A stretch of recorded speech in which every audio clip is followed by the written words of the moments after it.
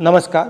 आज मैं एक बहुत ज़रूरी मुद्दे पे आपसे बात करना चाहता हूँ। ये हर देशवासी के लिए ज़रूरी है, मगर पिछड़ा वर्ग, दलित, आदिवासी महिलाओं के लिए ये सबसे ज़रूरी मुद्दा है।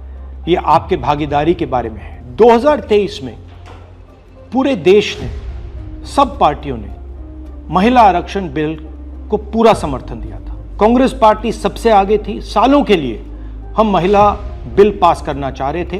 अंत में 2023 में हुआ। भारतीय राष्ट्रीय कांग्रेस की तरफ मैं नारी शक्ति बंधन अधिनियम 2023 के समर्थन में खड़ी हुई। भारतीय राष्ट्रीय कांग्रेस की मांग कि यह बिल फौरन अमल में लाया जाए। 2018 में मैंने प्रधानमंत्री को यह चिट्ठी लिखी। इसमें साफ लिखा है कि महिला आरक्षण को जल्दी से जल्दी इंप्लीमेंट किया जाए। यहां मैंने कहा है कि 2019 में महिला आरक्षण इंप्लीमेंट हो जाना चाहिए। उसके बाद 2023 में मैंने भाषण दिया, पार्लियामेंट हाउस में भाषण दिया, अनेक भाषण दिए, जिसमें मैंने कहा कि महिला आरक्षण देश के लिए जरूरी है और जल्दी से जल्दी इंप्लीमेंट हो जाना चाहिए। In my view, it is quite simple. This bill can be implemented today by giving 33% of the seats in the Lok Sabha and the Vidhan Sabha to India's women. I would like to have seen OBC reservation included in this bill. I think it is very important that a large chunk of India's population, large chunk of India's women should have access to this reservation.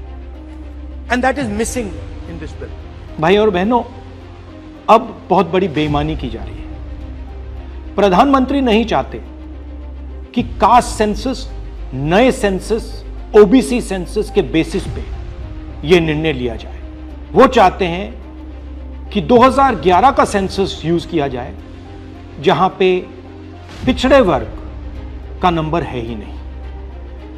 वो आपकी जो भागीदारी है उसको आपसे छीनना चाहते हैं। हमारा कहना है नया सेंसस चालू हो गया है, आप कह रहे हो कि ओबीसी सेंसस आप कर रहे हो, तो उस सेंसस का प्रयोग करके आप महिला बिल क्यों नहीं पास कर रहे हो? हमारा जो विजन है एक बिल्कुल नया डेवलपमेंट का, विकास का पैराडाइम हम कास्ट सेंसस के माध्यम से लाना चाहते हैं। और हम सेंट्रल सवाल पूछ रहे हैं कि चाहे ओबीसीज हों, दलित्स हों, आदिवासी हों, उनकी देश में कितनी भागीदारी है। नरेंद्र मोदी, आरएसएस और बीजेपी घबरा गए हैं क्योंकि कास्ट सेंसस का डेटा आना शुरू हो गया है और उनको मालूम पड़ रहा है कि पिछड़ों की देश में सचमुच कितनी आबादी है। वो नहीं चाहते कि आपको अपनी सच्ची आबादी के बेसिस पर भागीदारी मिले। ये सिर्फ पिछड़े वर्ग के खिलाफ नहीं है,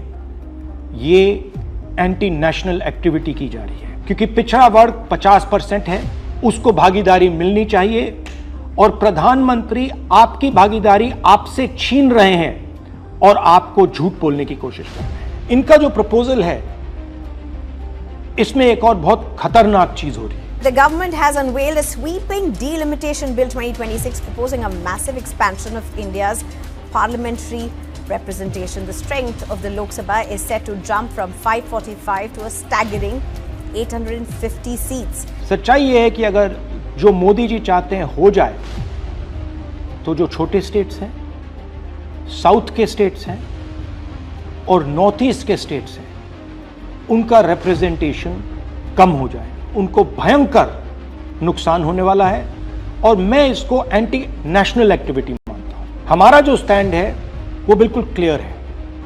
अगर आपको करना है तो ओबीसी सेंसस का जो डेटा है उसके बेसिस पे कीजिए, 2026 के सेंसस के बेसिस पे कीजिए, 2011 के सेंसस के बेसिस पे मत कीजिए, क्योंकि उसमें ओबीसी का, पिछड़े वर्ग का कोई डेटा नहीं है।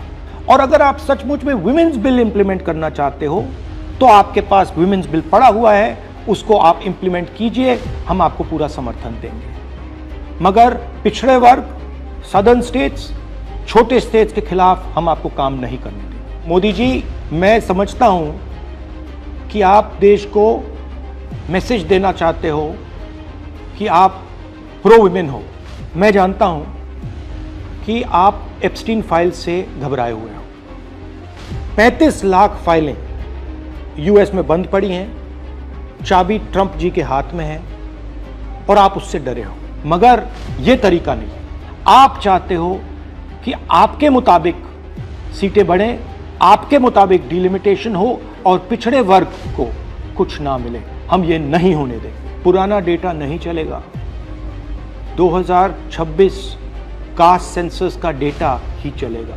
हम आपको पिछड़े वर्ग से चोरी नहीं करने देंगे। हिस्सा चोरी बंद करो। पिछड़ा वर्ग